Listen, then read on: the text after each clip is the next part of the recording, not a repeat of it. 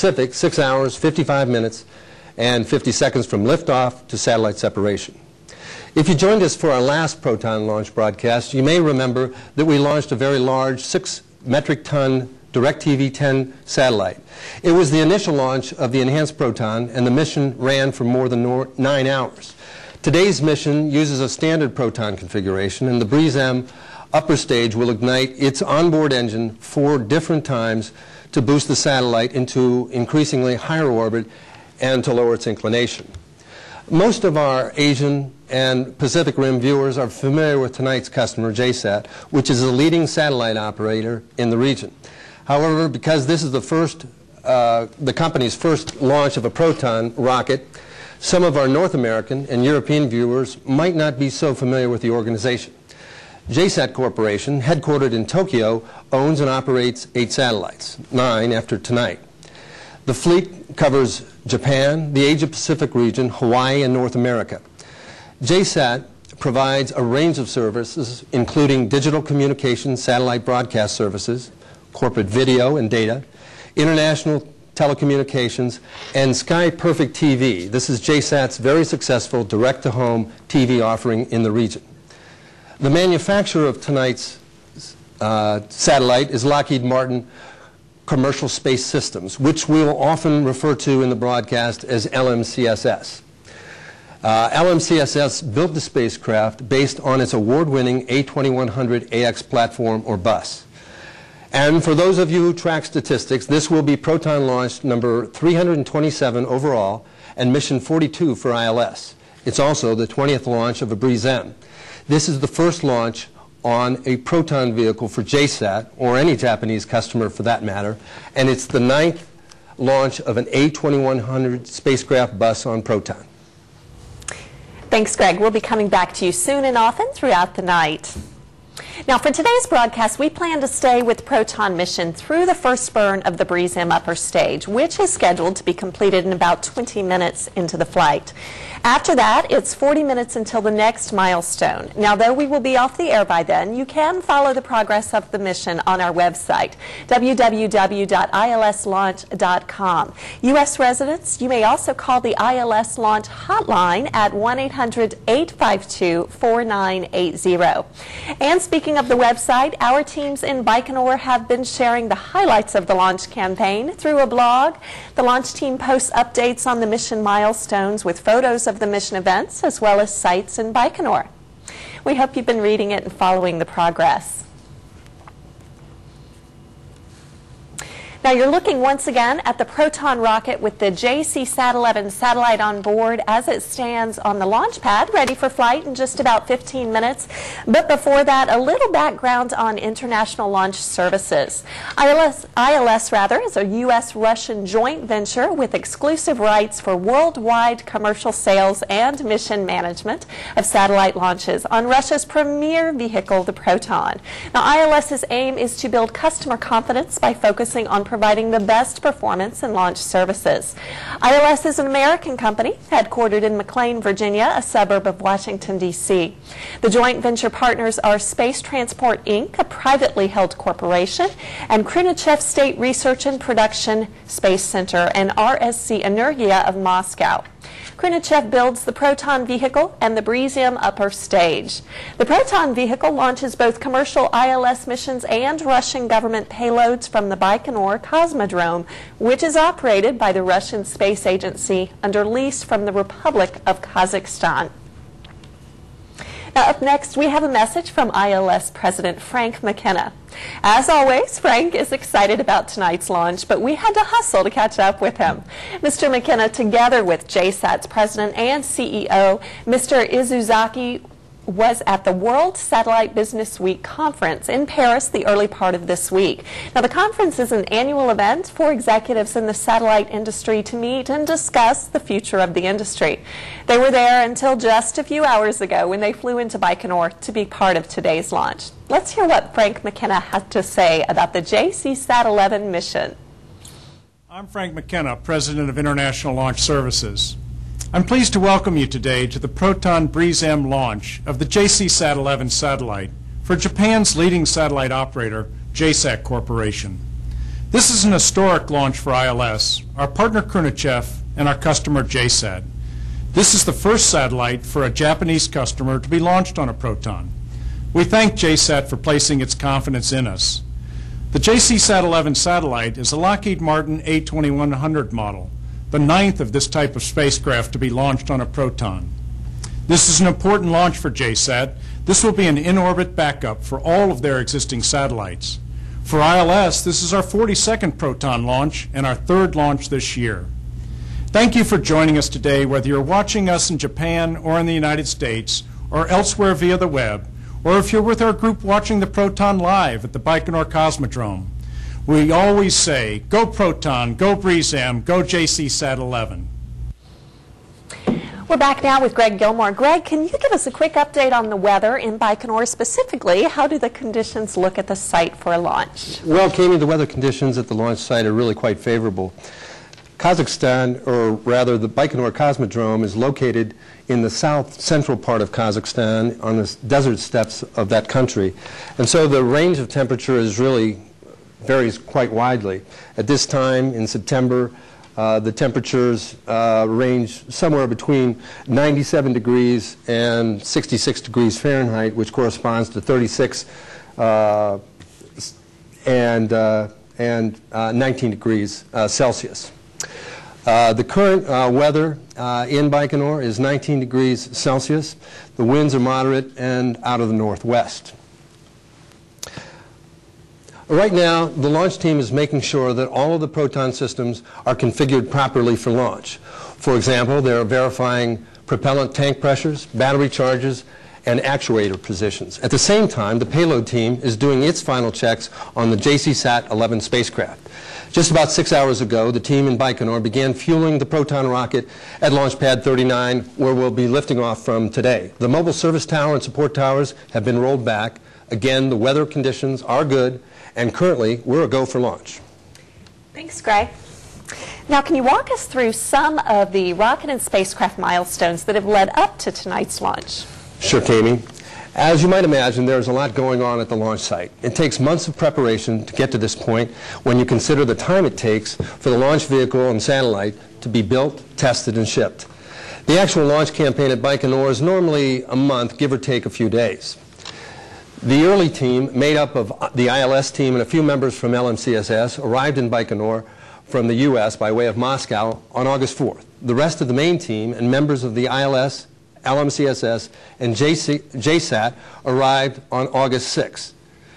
The Khrunichev team was already in place with the Proton vehicle and the BreezeM upper stage.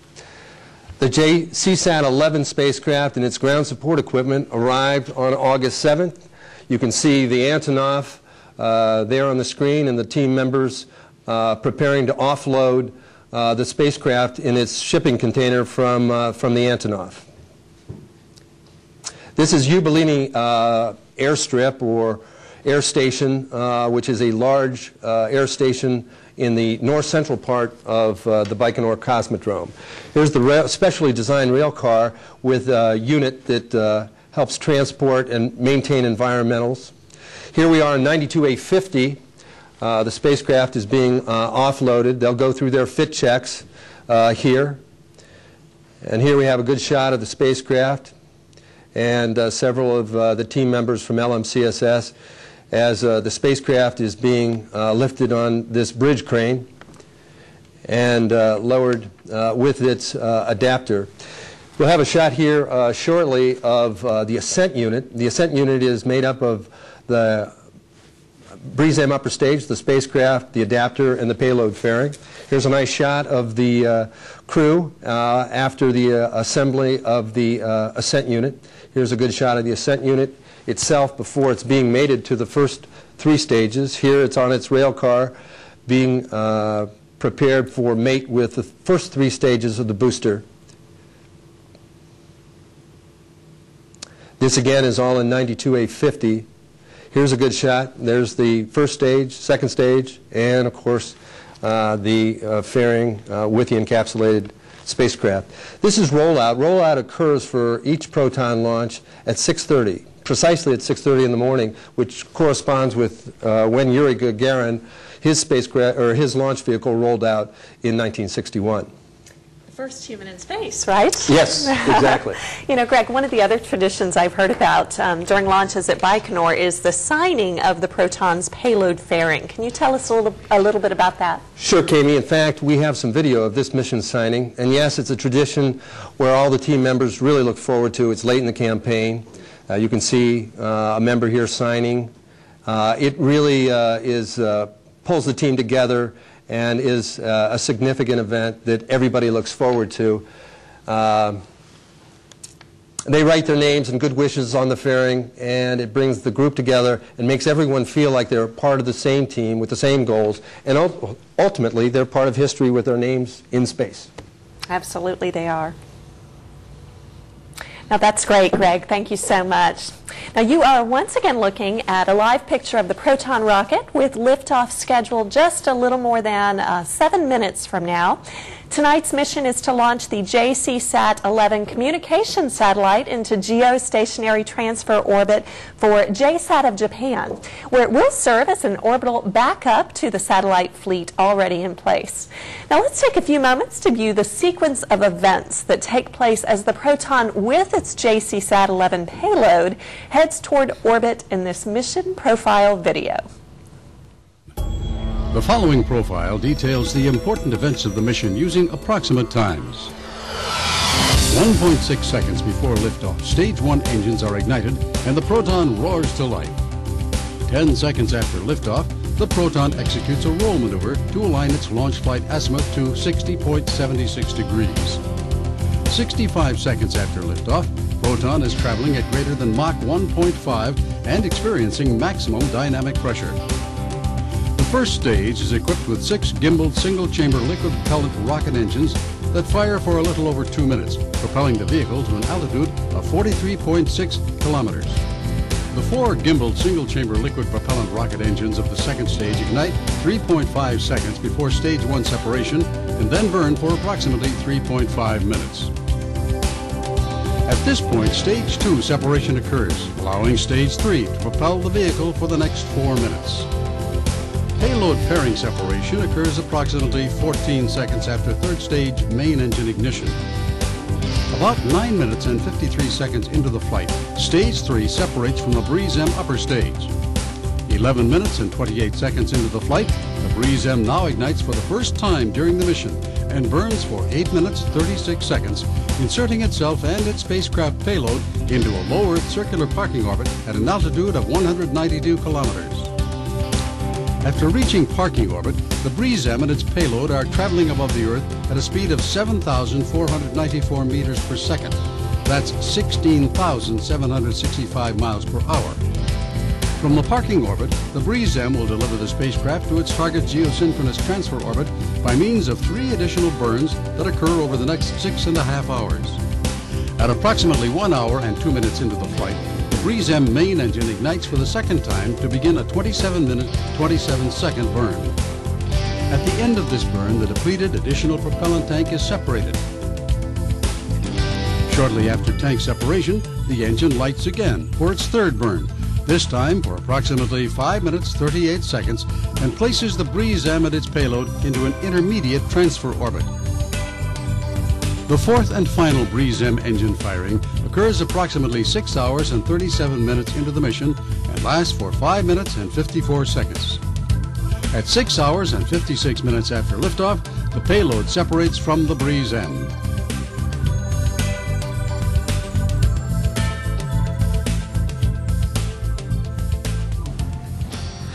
We are now approaching some final milestones before liftoff. Greg, what is happening with the rocket as we speak? Well, Kami, the launch team is running through its final checks. In this live shot, it may appear as though there's not much happening since the mobile service tower has already been moved away and the Proton storable liquid fuels don't require any venting. But in fact, there's quite a bit going on. Final preparations include checking a variety of electrical connections, battery interfaces between the rocket and the payload, and a final look at the weather. About 10 minutes ago, the spacecraft signaled that it was ready to go followed by a similar signal at T-minus 5 minutes from the Proton's first 3 booster stages. At T-minus 2 minutes, the Breeze-M upper stage will be pulled by an automatic sequencer to give the last go command prior to liftoff at T-minus 0. Right now, the vehicle appears to be in a positive condition for liftoff. Before we listen to the flight's progress from Baikonur, I want to point out to our viewers that now, and for the first few minutes after the liftoff, we'll be watching the action and hearing the commentary in real time. We'll also show the path of the mission based upon the telemetry received from the Proton vehicle. As the mission progresses, however, our viewers will notice some time lags between the actual flight and the display of those events and in the commentary. As the Proton flies downrange, it will pass out of range of the Baikonur receiving stations. Other tracking stations start receiving data and sending it back to Baikonur for processing. At other times, the vehicle will be entirely out of range of any of the ground stations. When this happens, we'll have to wait several minutes until the vehicle comes back within view of a receiving site before we can have confirmation of that mark event. Thank you, Greg. Well, we are getting very close to launch, so let's tune in now to what's going on in Baikonur.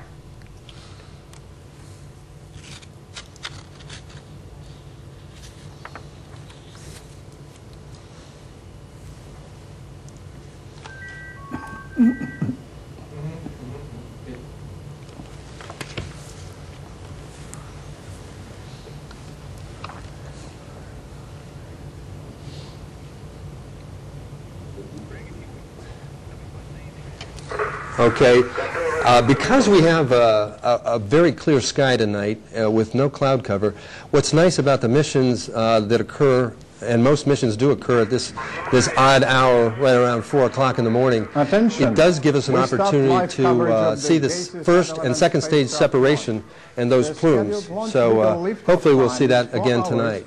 That's usually the case. Seconds local time. This is the T-minus 1 minute announcement.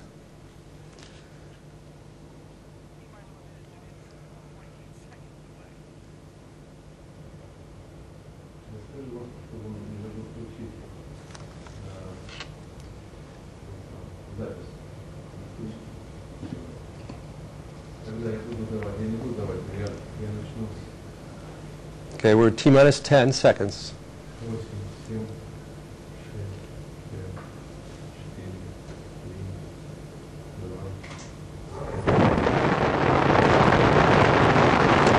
And we have liftoff of an ILS Proton rocket from Baikonur Cosmodrome in Kazakhstan. We have ignition the of the JCSat-11 communication satellite to geostationary transfer orbit. This is the first leg of a mission that delivers this hybrid satellite to JSAT orbital location, where JSAT's 8 other spacecraft provide coverage to customers in Japan, the Asia-Pacific region, and Hawaii.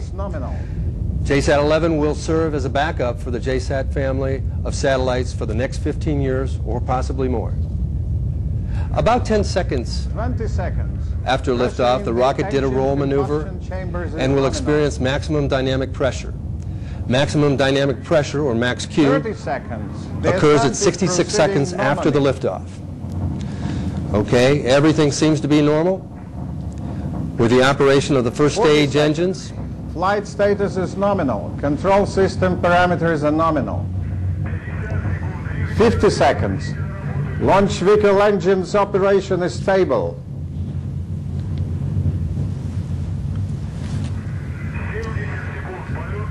70 seconds. Flight is nominal. Control system parameter is nominal. 80 seconds. Launch vehicle engines operation is stable. 90 seconds. Pitch, yaw, and roll are nominal. 100 seconds. Flight status is nominal.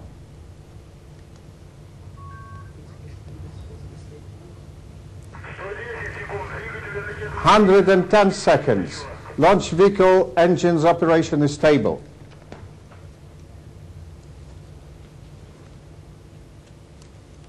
Okay, everything continues to look good through the operation of the first 120 stage. seconds. We have ignition of the second stage engines. We have the first stage engines cut off. We have first stage separation. The launch vehicle's second stage engines are at nominal thrust. 130 seconds, flight status nominal. Okay, we got separation signal right on time.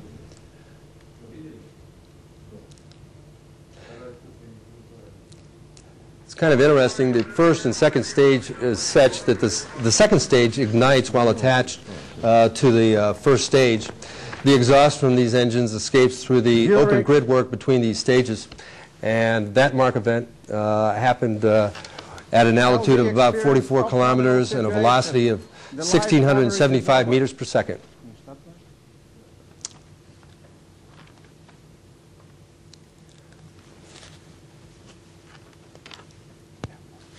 And it looks like we have all four engines on the second stage. Yeah, the other key milestones coming up, or mark events as we call them, in the next few minutes. The next one will be the stage 2-3 separation at L minus 5 minutes and 40 seconds. Immediately thereafter, about 14 seconds later, the Proton fairing jettison occurs. Both of these events are, of course, critical to the mission success. Katie? Thanks, Greg. Now, liftoff is certainly the most dramatic part of the launch mission, but we all know there's still a lot going on behind the scenes in the hours before satellite separation. Here to comment about the excitement on the satellite side is the General Manager of Lockheed Martin Commercial Space Systems, Marshall Byrd. Let's listen now to what Mr. Byrd had to say about working with ILS and JSAT and about the LMCSS-built spacecraft. Hello, I'm Marshall Byrd, General Manager of Lockheed Martin Commercial Space Systems. I would like to welcome our guests from around the world. Salute to the JCSat-11 launch team at the launch site. JCSat-11 is the 34th A2100 series spacecraft delivered to our customers around the world. JCSat-11 is Lockheed Martin's third consecutive launch for our very valued customer, JSAT. The outstanding commitment and dedication of the Lockheed Martin team has been fundamental in achieving this remarkable record. Throughout the 5 decades of excellence in space, customers have come to recognize Lockheed Martin for superior technical capabilities, customer support, and most of all, mission success. I am confident the dedication and the efforts of the launch team will achieve this ultimate objective of mission success. And in conclusion, I would like to say, go Proton, go A2100, and go JCSat-11.